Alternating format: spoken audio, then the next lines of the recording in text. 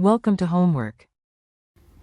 Okay, the way to draw the electron configuration for the homonuclear diatomic species in terms of their molecular orbitals, we need to follow the figure 950.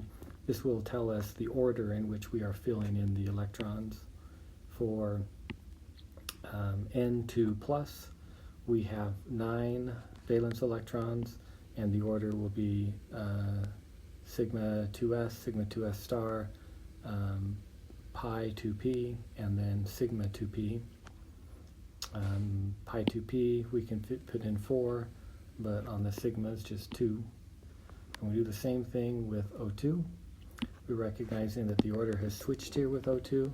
It's 2s and then 2s star, but then instead of going 2p from figure 950, we see that we go to sigma 2p first, 2 electrons there, and then 4 electrons into our pi 2p, and then 1 into the pi 2p star.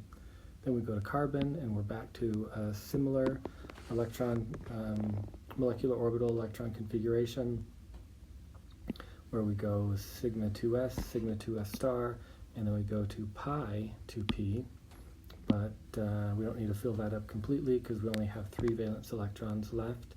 Then we go to Br2, 2 plus, and this one has the order sigma star, and then sigma p, and then pi 2p star, and then we end up with our sigma p star. But one thing to consider here is that down here we are now in the valence energy level, the valence electrons are in the 4th energy level, so we've switched from 2s to 4s, so all of these are 4s along here.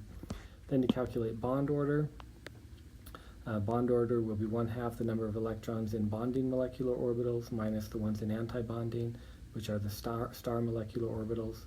So we've got 1, 2, 6, 7 bonding, and then 2 in antibonding.